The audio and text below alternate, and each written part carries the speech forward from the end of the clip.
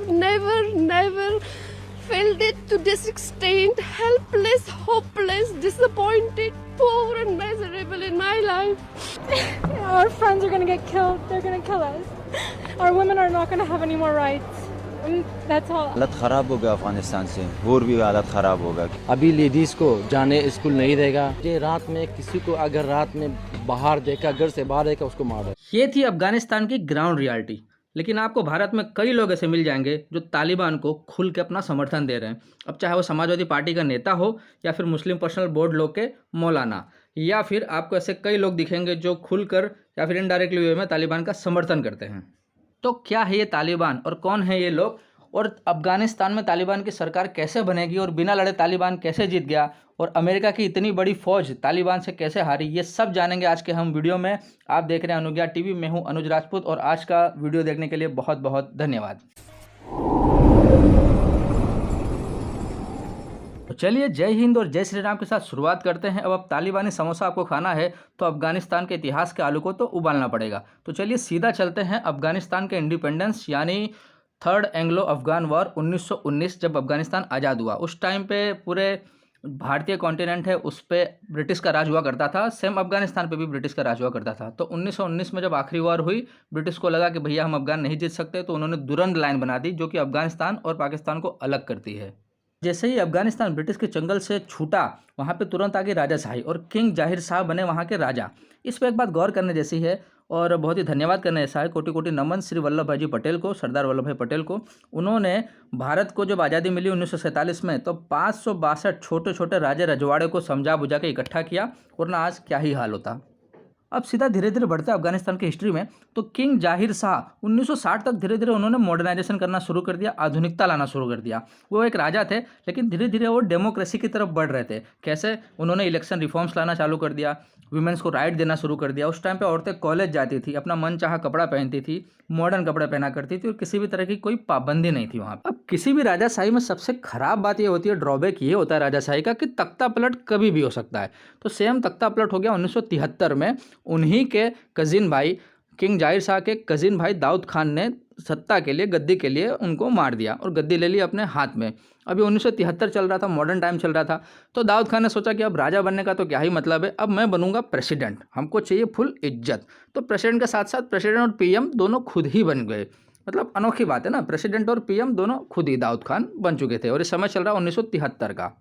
अब वक्त आ जाता है 1978 का। 1978 में एक पार्टी बनती है PDPA, the people's democratic party of Afghan. नहीं, नाम पे मत जाना, नाम में डेमोक्रेटिक है लेकिन पार्टी है कम्युनिस्ट पार्टी। मतलब ये होता है ना कि चूरन बांटने वाला काम, जैसे कि चूरन बांटा जाता है हमको कि आतंकवाद का कोई मजहब नहीं होता।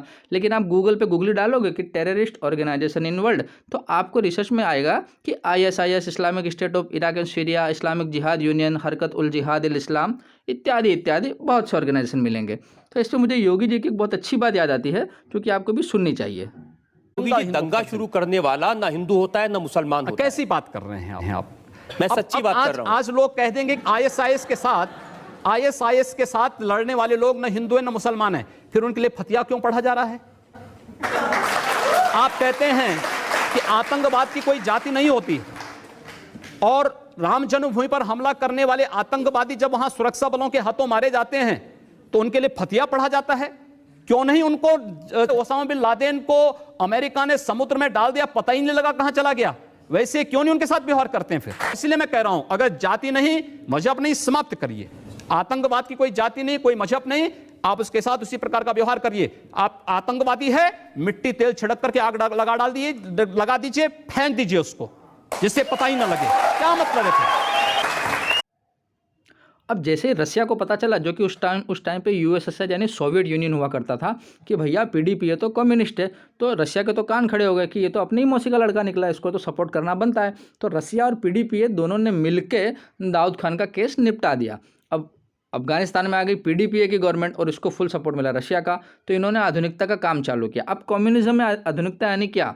कम्युनिज्म में आधुनिकता यानी कि भैया जिसके पास ज़्यादा ज़मीन है उठा के लेकर बांट दो, जिसके पास कम ज़मीन है मतलब अंडरस्टैंड बिहेवियर, इसको लोग बोलते हैं कम्युनिज्म। तो इसका विरोध किया वहाँ की ट्राइब ने। अब सीधी सी बात है, जिसके पास ज़्यादा ज़मीन है पहले से, वो क्यों किसी को देगा? आप एक इकोनॉमी स्थापित कीजिए, एक बिजनेस स्थापित कीजिए, उसके हिसाब से कमाइए, तो वो ठीक है।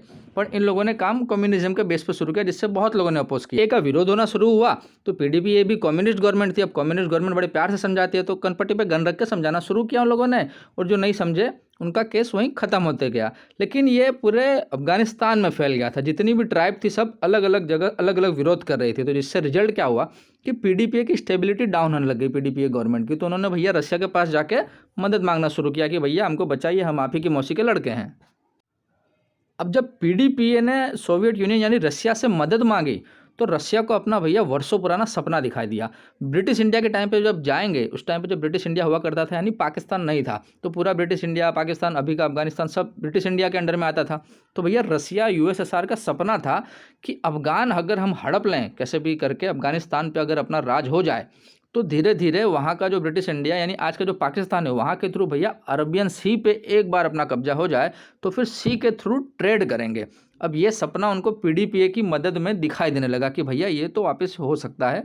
तो उनको लगा कि बाबू भैया मस्त प्लान है, पैसा ही पैसा होगा। फिर रशिया ने एक आइकॉनिक स्टेप लिया, अपनी आर्मी उतार दी अफगानिस्तान में। तो 1979 का टाइम था, यूएसएसआर ने अपनी आर्मी उतार दी अफगानिस्तान में। अब रशियन आर्मी अफगानिस्तान में आ गई तो समीकरण कुछ इस तरह से बदले। जो पहले 100 रिवोल्यूशन हो रहा था, यहाँ की ट्राइब जो पीडीपीए का विरोध कर रही थी, वो अब मास लेवल पे कन्वर्ट हो गया। अफगानिस्तान ट्राइब ने एक मुहिम छोड़ दी, cry for a holy war यानी जिहाद। कंसेप्ट अब ऐसे चेंज हो गया कि जो कम्युनिस्ट पार्टी है यानी कम्युनिस्ट आर्मी एक तरीके से रशिया की आई, इनका तो कोई भगवान है नहीं, तो इनसे लड़ने के लिए अब हम सहारा लेंगे धर्म का, मजहब का, कट्टरता का, तो निभाएंगे cry for a holy war, जिहाद। अब इस के हिसाब से उन्होंने बनाना शुरू किया मुजाहिदीन। अब इन मुजाहिदीनों को सपोर्ट किया यूएसए, सऊदी अरेबिया, पाकिस्तान इत्यादि इत्यादि देशों ने। तो उस समय का ये आइकॉनिक फोटो आप देख सकते हैं। ये है कि मुजाहिदीन, एक हाथ में गन है और एक हाथ में साथ धार्मिक किताब है, और नीचे जो है वो कम्युनिस्ट पार्टी का रशियन भालू को रिप्रेजेंट किया गया है। ये काफ़ी आइकॉनिक इमेज हुआ करती थी उस समय पे लड़वाने के लिए मुजाहिदीनों को रशियन आर्मी के खिलाफ।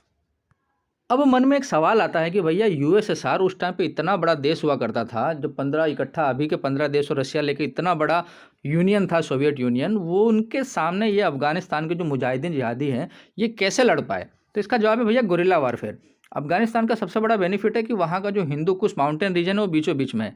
तो ये पहाड़ियों में छिप छिप के हमला करना, जब भी इनकी आर्मी का कॉन्वॉय निकले तो उनमें ब्लास्ट लगा देना, रास्ते पे गाड़ियाँ उड़ जाएँ उनकी, छुप छुप के मारना, गोलीबारी कर देना पहाड़ में छुप के, ऐसे लोग लड़ने लगे। और जब अब इस मुकाम पे जब इसको जिहाद का मजहबी रंग दे दिया गया था उस टाइम पे, तो सिर्फ अफगानिस्तान लोग ही नहीं पर पूरी दुनिया से जो इस्लामिस्ट यूथ था वो आके अफगानिस्तान का सपोर्ट करने लगा, इसको एक होली वॉर समझने लगा, एक मजहबी रंग दे दिया गया इसको। तो इसमें सबसे इम्पोर्टेंट जो नाम था, उस सऊदी अरेबिया के सबसे अमीर घरानों में से एक लड़का लड़ने के लिए आया, जिसका नाम था ओसामा बिन लादेन।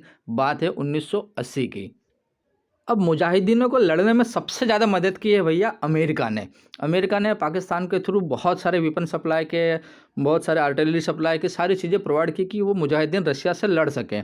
इवन उस टाइम पे अमेरिका के प्रेसिडेंट ने मुजाहिदीनों को अपने व्हाइट हाउस में बुलाया, और ये आइकॉनिक इमेज आप देख सकते हैं कि मुजाहिदीनों के साथ एक मीटिंग हो रही है जिसमें बात हो रही है कि रशिया के साथ कैसे लड़ा जाए। और अभी तक क्या यूएसएसआर की आर्मी को मज़ा आ रहा था लड़ने में, क्योंकि जो मुजाहिदीन थे छुप के वार करते थे, इनके पास कुछ एयर सपोर्ट या एयरफोर्स ऐसा कुछ तो था नहीं। लेकिन ये चीज़ बदल गई 1985 में। इसके पहले तक रशियन आर्मी, यूएसएसआर के प्लेन्स आते थे, हेलीकॉप्टर्स आते थे और सब बमबारी करके निकल जाते थे वहाँ से, इनके एयरक्राफ्ट वगैरह। लेकिन 1985 में अमेरिका ने मुजाहिदीनों को प्रोवाइड कराई स्टिंजर मिसाइल। अब स्टिंजर मिसाइल इतनी इजी टू कैरी है, स्टिंजर मिसाइल लॉन्चर, कि ये लोग कंधे पर रख के आराम से लॉन्च कर सकते हैं उसको, और किसी भी एयरक्राफ्ट को गिरा सकते हैं। तो भैया जब मुजाहिदीनों के हाथ में लगा तो उन्होंने बोला सीधा रशिया को कि आओ बेटा, जी हाँ मैं हूँ खलनायक। और एक रिपोर्ट के हिसाब से यूएसएसआर के 250 से ज़्यादा एयरक्राफ्ट स्टिंजर मिसाइल की मदद से मार गिरा इन्होंने।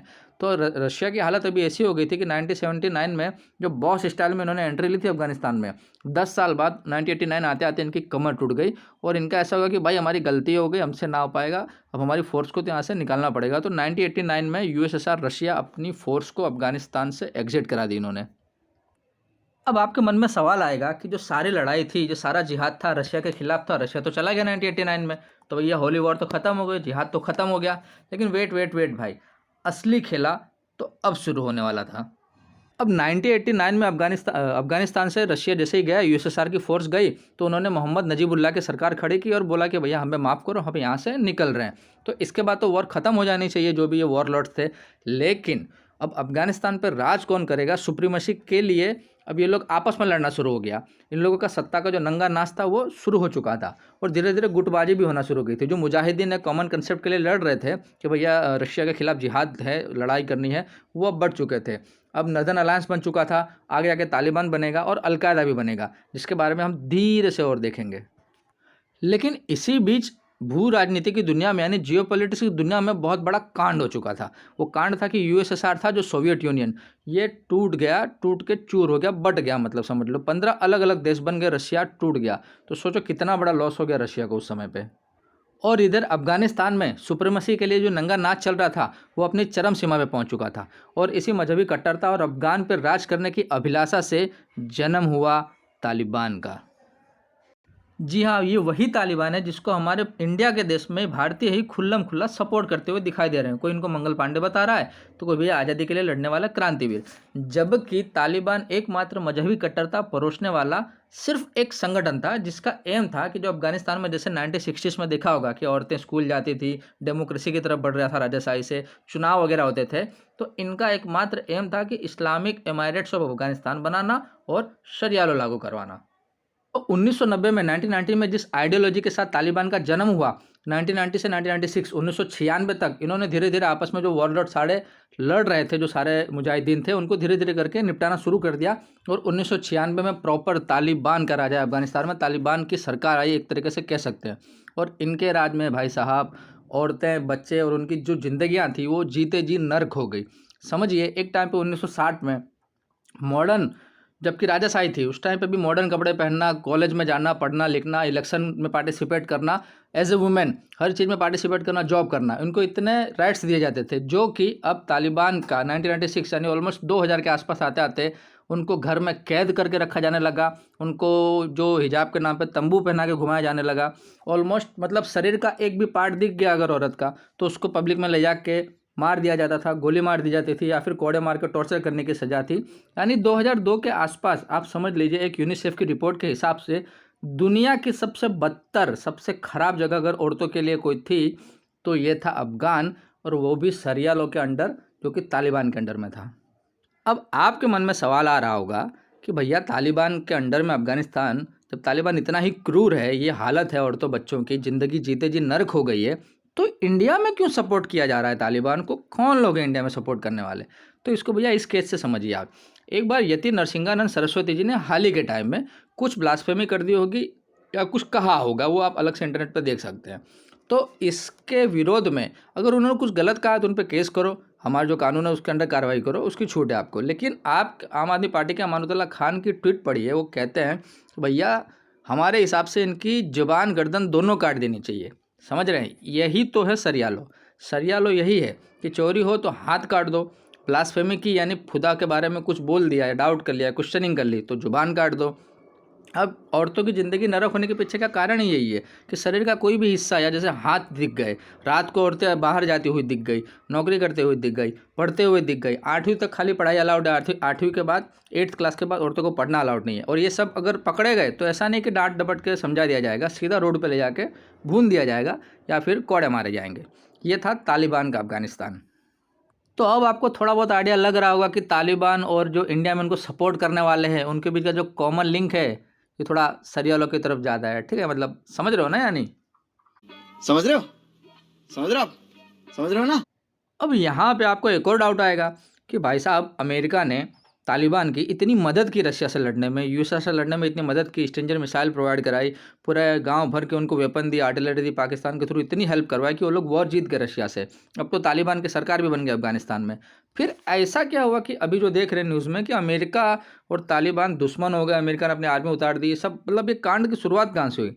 तो इसका जवाब है भैया अलकायदा। जैसा कि मैंने बताया था पहले इसी वीडियो में कि रशिया से लड़ने के लिए एक जिहाद का तड़का लगाया था, जो वॉरलॉर्ड के जो ग्रुप बन के रह गए थे, उसके आगे ये लोग जो वॉरलॉर्ड का ग्रुप था उसमें एक कट्टर इस्लामिक पंथी आतंकवादी और निकला जिसका नाम था अलकायदा। अब तालिबान का काम था अफगानिस्तान में इस्लामिक स्टेट बनाना, शरिया लॉ लाना, उन्होंने ला दिया। इसी तरह अलकायदा की थोड़ी बोले कि अपन इतना काम तो कर लिया, थोड़ा दायरा और बड़ा करते हैं, चद्दर और फैलाते हैं। तो अलकायदा की आइडियोलॉजी थी कि जो रेडिकल इस्लामिज़म है वो पूरी दुनिया में फैले, इंटरनेशनल लेवल पे जाए। और इसी का जो रिजल्ट आया, इतना ख़राब रिजल्ट आया कि अब ये जो काम होगा ये बिरयानी खिला के तो होगा नहीं। जैसे कि हमको बताया जाता है बाबर बिरयानी लेके आया था, इतना अच्छा काम किया, औरंगजेब इतना व्यवस्थित काम किया, औरंगजेब जिंदा पीर कहा जाता है। तो भैया अलकायदा तो बिरयानी खिला के काम कर नहीं सकता। तो अलकायदा ने किया, पूरी दुनिया में आतंकवादी हमले करना शुरू किया, जिसका एक सबसे ख़राब रिजल्ट आप 9/11 देखेंगे अमेरिका में। जिस अमेरिका ने तालिबान को सपोर्ट किया वहीं पे ही इतनी बड़ी वर्ल्ड ट्रेड सेंटर गिरा दिया गया और तकरीबन 3,500 हज़ार से ऊपर लोग मरे थे। बहुत ही भयानक दृश्य था वो 9/11 का अमेरिका में। अब जो 9/11 की दुखद घटना थी, जो पूरा world trade centre aeroplane hijack करके उड़ाया था, इसका जो पूरा श्रेय है, पूरा क्रेडिट लिया खुद ओसामा बिन लादेन ने, यानी अलकायदा ने। अब अलकायदा कौन, तो तालिबान के अंडर में ये लोग ऑपरेट करते हैं, तालिबान के अंडर में इनकी ट्रेनिंग होती है, यानी अफगानिस्तान में मजे मारते। तो अमेरिका के उस टाइम के प्रेसिडेंट थे जॉर्ज बुश, उनको बहुत गुस्सा आया और उन्होंने आतंकवाद के सामने, आतंकवाद के खिलाफ एक सीधी लड़ाई, एक सीधी मुहिम छेड़ दी और तालिबान को कहा कि हमें चुपचाप ओसामा बिन लादेन दे दो, अलकायदा हमें हैंड ओवर कर दो ओसामा बिन लादेन। तो भैया अमेरिका ने जब मांगा उनसे कि हमें लादेन दे दो, तो तालिबान ने बाबा के ढाबा के स्टाइल में कहा कि तुम कौन, पहली बात तो हमने तुम्हें बुलाया नहीं, तुम हो कौन। तो यूएसए को बहुत गुस्सा आया और यूएसए ने ऑपरेशन शुरू किया, ऑपरेशन इंड्यूरिंग फ्रीडम। तो 1996 से 2001 तक तो तालिबान रहा। जैसे ही यूएसए ने अपनी आर्मी उतारी तालिबान में, अपने ट्रूप्स उतारे अफगानिस्तान में, तो तालिबान भैया भाग गया चुपचाप और अपने वही जहाँ पहाड़ियों में अड्डा था चुपचाप वहीं भाग गए। तुरंत खाली हो गया, तालिबान की सरकार तुरंत गिर गई, अफगानिस्तान तुरंत खाली हो गया और तुरंत वापस जहाँ थे अपने घाटियों में, गुफाओं में, पहाड़ियों में छुपे थे, वहीं जाके फिर से छुप के रह गए। और इस तरह यूएसए आर्मी एस्टेब्लिश हुई भैया अफगानिस्तान में और ये तकरीबन चला 20 साल तक, 2001 से 2020 तक। तो यूएसए की आर्मी जब वहाँ पे आई अफगानिस्तान में और तालिबान जब भाग खड़े हुए, पीठ दिखा के चुपचाप भाग गए, जो कि उनका काम है, ये लड़ाकू थे नहीं। तालिबान ने कभी भी किसी भी आर्मी के खिलाफ कभी भी लड़ाई नहीं लड़ी है। ये लोग चुपचाप छुप जाते थे पहाड़ियों में, वहाँ पे बम ब्लास्ट किया करते थे, रास्ते में बम लगा दिया करते थे कि आर्मी का ग्रुप निकले तो उनकी गाड़ियाँ उड़ जाए और हैरान होकर भाग जाए। तो अमेरिका के साथ भी उन्होंने धीरे धीरे ये करना शुरू कर दिया। लेकिन इस बीच 2001 के बाद अमेरिका ने जो है वो अफगानिस्तान में हामिद करजाई को प्रेसिडेंट बनाया और चुनाव हुए। 2004 में वो जीते, 2009 में वो जीते। तो 2001 से 2014 तक तो अफगानिस्तान की आर्मी जब तक थी तब तक ठीक ठीक राष्ट्रपति के अंडर में सब कुछ चलता गया। अभी आपके मन में एक और सवाल आएगा कि अमेरिका भी जब 2014 तक ठीक ठाक सब कुछ आर्मी थी और प्रेसिडेंट थे अफगानिस्तान के, तो ये सब कांड हुआ कब? तालिबान का जो जीत का जश्न मनाया जा रहा है ये हुआ कब? तो एक्चुअली तालिबान कभी जीता ही नहीं, तालिबान कभी लड़ा ही नहीं। एक तरीके से देखें तो तालिबान की वही स्ट्रेटेजी रही, पहाड़ों में छुपे रहो, जो भी रोड है पहाड़ी पे जाने के लिए, पहाड़ी के किनारे पे हल्के हल्के जो भी कच्ची मिट्टी के रोड होते थे वहाँ बम लगा दो। तो जो भी यूएस आर्मी का ट्रूप निकलता था, कॉन्वॉय निकलता था, वो लोग मारे जाते थे। तो इससे यूएस आर्मी को लॉस होने लग गया और ये लोग सुसाइड बम्बिंग में भी बहुत मानते। तो जो अफगानिस्तान के आम आदमी हैं उनके बीच जाके सुसाइड बम्बिंग का जैकेट पहन के खड़े हो जाए और सीधा सुसाइड बम्बिंग कर देवें। तो इसमें नुकसान हुआ अफगानिस्तान सिविलियन का और यूएसए आर्मी का। एक अंदाजे के अनुसार यूएसए आर्मी को लगभग 2,500 के आसपास यूएसए आर्मी का जो पर्सनल ट्रूप है, सोल्जर्स है, इनकी जान हानि हुई थी। यानी समझ लो एक ऐसे देश में जाकर लड़ाई लड़ना कि जो लड़ भी नहीं रहा है सही से, और अपना अमेरिका के जो सैनिक हैं उनके अमेरिका की तरफ से वो लगभग 3-3.5 हज़ार, सरकारी आंकड़े तो कम ही बताते हैं, लेकिन 3-3.5 हज़ार के आसपास सोल्जर मारे जाएँ और लड़ाई भी नहीं हो फुल स्केल पे। तो यूएसए को धीरे धीरे ये लॉस हो रहा था क्योंकि तालिबान ने सामने से कभी लड़ाई लड़ी नहीं। और भैया इसी बीच एक और जियोपॉलिटिक्स की बहुत इंटरेस्टिंग घटना होती है। जिस ओसामा बिन लादेन को अमेरिका ढूंढ रहा था अफगानिस्तान में, वो ओसामा बिन लादेन पाया जाता है एक अमन पसंद मुल्क में, एक वर्ल्ड पावर में, जिसका नाम है पाकिस्तान। और पाया कहाँ जाता है कि पाकिस्तान की जो मिलिट्री एकेडमी है, national military academy of Pakistan, उससे कुछ ही दूर अबोटाबाद में आराम से एक रॉयल प्लेस में रह के अय्याशी कर रहा होता है। तो उन्होंने ओसामा बिन लादेन को धर लिया और उसका केस वहीं निपटा दिया। अब ये 2017 का 2017 के आसपास का मैप है। इसमें आप देख सकते हैं कि जो रेड पार्ट है ये तालिबान ने कब्जा किया हुआ है और जो बाकी का पार्ट है उसमें अफगानिस्तान की गवर्नमेंट है विद सपोर्ट ऑफ यूएसए की आर्मी। लेकिन ये कब तक चलता है ऐसा?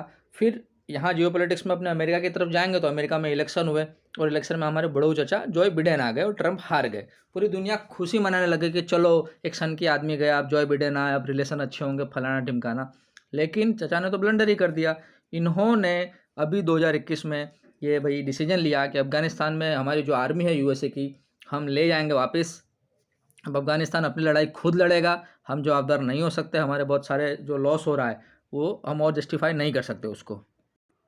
और जब हमारे बड़ों चचा जॉय बिडेन से पूछा गया कि अफ़गानिस्तान को टेक ओवर कर लेगा तालिबान तो फिर क्या होगा, इतने 20 साल तक जो इतने millions of billions of dollar खर्चे किए अमेरिका ने, उसका क्या मतलब निकलेगा, उसका रिजल्ट क्या आएगा। तो उनका बयान कुछ ऐसा था। Is a Taliban takeover of Afghanistan now inevitable? No, it is not. Because you have the Afghan troops have 300,000 well equipped as any army in the world, and an air force against something like 75,000 Taliban. It is not inevitable.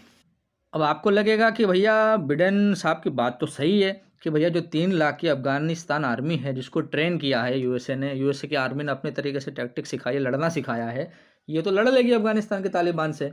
लेकिन अभी आप देखोगे कि जैसे ही troop गई भैया कुछ ही दिनों में तालिबान ने टेक ओवर कर लिया। तो सवाल आता है कि 3 लाख की आर्मी जो थी अफ़गानिस्तान की गई कहाँ। तो इसका सबसे बड़ा रीज़न है कि करप्शन। अफ़गानिस्तान की जो आर्मी के नंबर थे, ये रिपोर्ट्स में पाया गया कि खाली ऑन पेपर थे, डाउटफुल है काफ़ी। ये लोग जितने भी लोग भर्ती किए थे सिर्फ पेपर पे थे, ग्राउंड रियलिटी में उसके काफ़ी कम लोग भर्ती किया करते थे। तो जो सारा पैसा था वो हड़प, करप्शन। और एक दूसरा है कि भैया तालिबान ने जब टेक ओवर नहीं किया था या फिर तालिबान जब भगा दिया था अमेरिका ने तालिबान को पहाड़ियों में वापस, उस टाइम पे एक रिसर्च है प्यू रिसर्च सेंटर की 2013 के आसपास की। इसमें 99% अफ़गानिस्तान के लोग ही चाहते हैं कि शरिया लॉ लाया जाए, और भैया तालिबान भी तो यही चाहता है कि शरिया लॉ लाया जाए। तो जब 2 लोग की सोच मिल बैठे 3 यार, तो फिर लड़ना ही क्यों, किस बात पर लड़ेंगे भाई। और जिन अफ़गानिस्तान आर्मी ने लड़ा भी, जिन लोगों ने रजिस्ट भी किया, उनका क्या हाल हुआ वो जानते ही। उनको बाद में पकड़ के मारा गया। और अभी भी तालिबान यही कर रहा है, वो डोर टू डोर जा रहा है और चेक कर रहा है कि कौन लोग शामिल थे तालिबान के साथ, तालिबान के खिलाफ लड़ाई में। और जिन भी लोगों को पाया जा रहा है उनको सीधा 4 रास्ते पे लाके जिहादी नारा लगा के गोलियों से भून दिया जा रहा है। ये आप इस वीडियो में देख सकते हो। ये पुलिस के हेड हुआ करते थे अफ़गानिस्तान के, और इनकी ऐसी ब्रूटल मौत की गई। नारा तकबीर।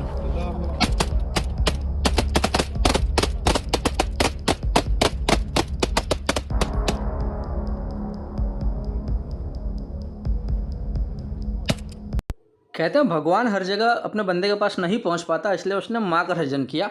और दुनिया का सबसे बड़ा बॉन्ड अगर मैं पर्सनली मानता हूं तो वो एक माँ और बेटे के बीच का बॉन्ड है। लेकिन एक काबुल एयरपोर्ट पे आ रही ये वीडियो आप देखेंगे तो शायद आपका बहुत ही आपको हर्टिंग फील होगा। बहुत डिस्टर्बिंग इमेजेस है, बहुत डिस्टर्बिंग वीडियो है।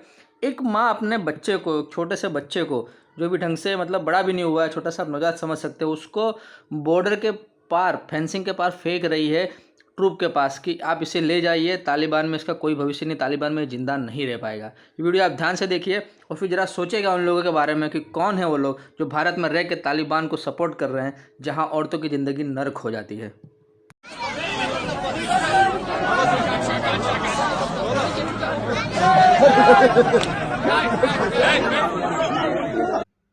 तो चलिए आज के वीडियो में इतना ही। कहने को तो बहुत कुछ है लेकिन कहते चले जाएंगे तो समय बनता चला जाएगा और यहीं शाम हो जाएगी, वीडियो बहुत लंबा हो जाएगा, 3-4 घंटे का, कोई मतलब नहीं इस बात का। तो तालिबान पे आपकी सोच क्या है कि इंडिया में जो लोग तालिबान को सपोर्ट कर रहे हैं वो करना चाहिए या नहीं करना चाहिए। और अभी ऐसी न्यूज़ आ रही है कि आसाम में एक ऐसा अच्छा स्टेप लिया गया कि जो भी तालिबान को सपोर्ट कर रहा है इंडिया में उसको पकड़ के जेल में डाला जाएगा, क्योंकि आतंकवाद को सपोर्ट करने वाले को 0 टॉलरेंस पॉलिसी जरा भी नहीं। तो आपका क्या ओपिनियन है? आप असम की गवर्नमेंट को सपोर्ट करते हैं इससे, और ये पूरे देश में आना चाहिए कि तालिबान को सपोर्ट ना किया जाए या किया जाए, या भी आपका जो भी ओपिनियन है आप कमेंट बॉक्स में रखिए, हम जानना चाहते हैं।